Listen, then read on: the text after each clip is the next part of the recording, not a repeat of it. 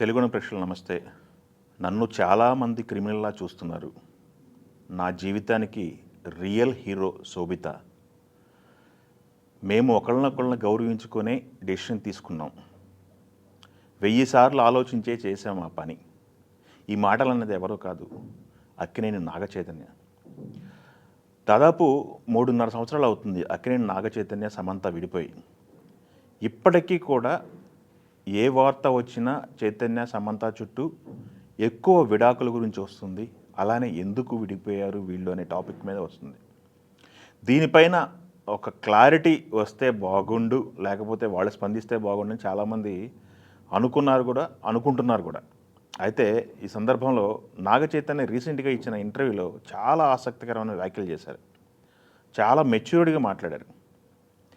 ఆయన చెప్పింది ఏంటంటే, ఆ టాపిక్ రావటానికి కూడా ఆయన బయట ఇంటర్వ్యూలు తగ్గించుకోవడానికి కూడా కారణం ఏంటి, 3 సంవత్సరాలుగా ఆయన్ని ఎక్కడికి వెళ్ళినా ఏదో ఒక విషయంలో ఏదో ఒక రూపంలో ఈ విషయంపై పోక్ చేస్తున్నారని ఆయన మాట్లాడారు. ఆయన ఏం చెప్పారంటే, దాదాపు 1000 సార్లు ఆలోచించుకొనే మేము ఈ నిర్ణయం తీసుకున్నాము. మొదటి మ్యారేజ్ సమంతతో డైవర్స్ తీసుకున్నప్పుడు ఇద్దరం కూడా పోస్టులు చేశాము. మా ఓన్ రీజన్స్ మాకున్నాయి అని చెప్పి మా నిర్ణయాన్ని గౌరవించాలని రిక్వెస్ట్ చేస్తూ పోస్టులు చేశాము అని చెప్పేసి చెప్పడం జరిగింది. అప్పటి నుంచి కూడా దానికి చుట్టూ కూడా చాలా ఆర్టికల్స్ వస్తున్నాయి, హెడ్లైన్స్ అయిపోయాం, మేము చాలామందికి ఎంటర్టైన్ అయిపోయామని చెప్పేసి తను మాట్లాడటం జరిగింది. దాని తర్వాత ఎప్పుడైనా క్లారిటీ ఇవ్వాల్సింది కదా, ఎవరో ఒకళ్ళు క్లారిటీ ఇస్తే బాగుండేది కదా అని చెప్పేసి క్వశ్చన్ రేజ్ అయినప్పుడు, ఒకవేళ క్లారిటీ ఇస్తూ ఏదైనా మాట్లాడినా కానీ దాని నుంచి కూడా చాలా వార్తలు వస్తాయి, చాలా హెడ్లైన్స్ అవుతాయి అని చెప్పేసి అతను మాట్లాడటం జరిగింది. ఒక టాపిక్ రన్ అవుతున్నప్పుడు ఆ టాపిక్లోంచి సబ్ టాపిక్లు తీసి కూడా మాట్లాడతారు, ఆర్టికల్స్ రాస్తారు అనే వేలో నాగచైతన్య మాట్లాడటం జరిగింది. దానికి తోడు సోషల్ మీడియాలో హేటింగ్నెస్ పెరిగిపోయింది అని చెప్పి మాట్లాడుతూ నన్ను క్రిమినల్లా చూస్తున్నారు అని చెప్పేసి నాగచైతన్య మాట్లాడటం జరిగింది. అతను ఏ పోస్ట్ పెట్టినా కానీ కింద నెగిటివిటీ కామెంట్స్, నెగిటివిటీ స్ప్రెడ్ చేస్తున్నారని నాగచైతన్య మాట్లాడారు. ఆయన ఈ సందర్భంలో తన నెగిటివిటీని స్ప్రెడ్ చేస్తున్న వాళ్ళకి ఒక సూచన చేశారు. నా పైన హేట్నెస్, నెగిటివిటీ స్పెండ్ చేసే టైం ఏదైతే ఉందో అది మీ ఫ్యామిలీస్కి ఉపయోగపడే విధంగా, నీ లైఫ్కి ఉపయోగపడే విధంగా టర్న్ చేసుకోవచ్చు కదా అని చెప్పేసి అతను మాట్లాడటం జరిగింది. అతను ఇంకొక ఆసక్తికరమైన విషయం కూడా మాట్లాడాడు. మేము ఏదైనా డెసిషన్ తీసుకున్నప్పుడు 1కి 10 సార్లు కాదు, 1000 సార్లు ఆలోచించి చేసుకుంటాను. ఎందుకంటే నేను ఒక బ్రోకెన్ ఫ్యామిలీ నుంచి వచ్చానని మాట్లాడటం జరిగింది. నిజమే, అతను చెప్తుంది బ్రోకెన్ ఫ్యామిలీ నుంచి వచ్చాడు. నాకు తెలిసి 1కి 1000 సార్లు ఆలోచించే ఉంటారు. ఎంత ఆలోచించకపోతే ఆ నిర్ణయం తీసుకున్నారు అనేది కూడా నాగచైతన్య మాటలను బట్టి అర్థమవుతుంది. బట్ కారణాలు ఏంటనేది వాళ్ళందరికీ తెలుసు.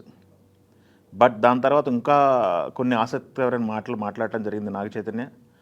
శోభిత ధూళిపాళ్ళ ఆ అమ్మాయిని కూడా సెంట్రిక్గా చేసి తనను కూడా నెగిటివ్ స్ప్రెడ్ చేస్తున్నారు, తన పైన కూడా కామెంట్ చేస్తున్నారు, ట్రోల్స్ చేస్తున్నారని మాట్లాడటం జరిగింది. నిజమైన హీరో తన జీవితానికి శోభిత అని చెప్పి మాట్లాడటం జరిగింది. శోభిత తన లైఫ్లోకి ఎలా వచ్చిందని కూడా తను చెప్పడం జరిగింది. ఒక సోషల్ మీడియా ప్లాట్ఫామ్లో చాటింగ్ ద్వారా దగ్గర అయ్యామని చెప్పి తను చెప్పడం జరిగింది.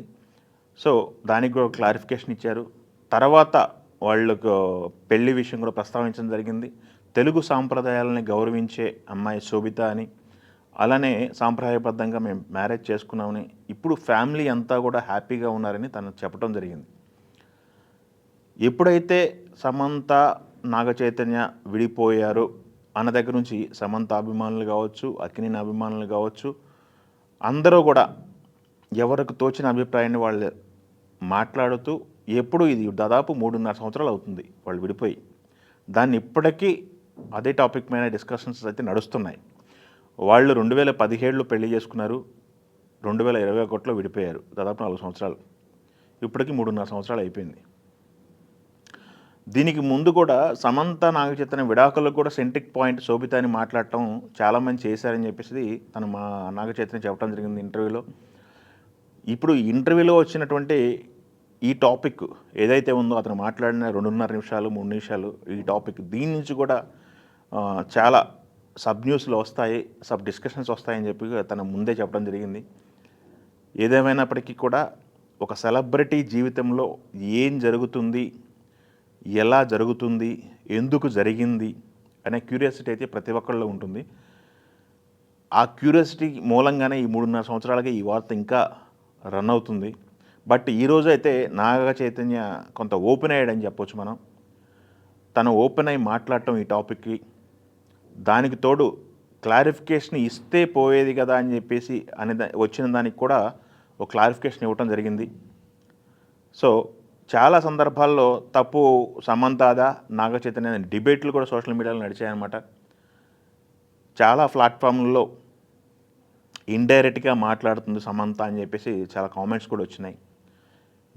ఈ నాగ చైతన్య ఇప్పుడైతే ఏదైతే ఇంటర్వ్యూలో మాట్లాడారు ఈ టాపిక్, దీనిపైన ఎలాంటి కామెంట్స్ వస్తాయి, ఎవరు రియాక్ట్ అవుతారనేది మనం చూడాల్సిన పరిస్థితి అయితే ఉంది. చాలా మెచ్యూర్డ్గా, చాలా ఏదైతే సెన్సిటివ్ టాపిక్ ఉందో దాన్ని ఎలా డీల్ చేయాలో అలానే డీల్ చేశాడు నాగ చైతన్య. ఈ మధ్య కాలంలో అంతవరకు నాగ చైతన్యం చూసినట్టయితే ఎక్కడ కూడా పెద్దగా ఓపెన్ అయ్యే పరిస్థితి లేదు.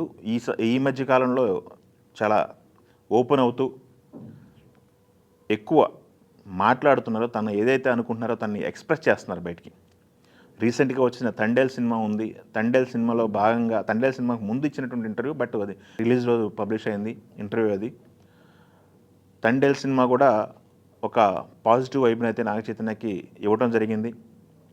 ప్రజెంట్ అయితే తను హ్యాపీగా ఉన్నాడని చెప్పేసి తను ఎక్స్పెక్ట్ చేస్తున్నారు. నిన్నే మనం చూసాం అక్కినేని ఫ్యామిలీ మొత్తం కూడా నాగేశ్వరరావు గారి బుక్ లాంచ్ సందర్భం తర్వాత బుక్ ఒకటి ప్రధాని మోడీ గారిని కలవడం జరిగింది. ఆ బుక్ ఒకటి ప్రధాని గారికి అప్పగించడం జరిగింది. మనం చూసాము విజువల్స్ అండ్ ఫొటోస్.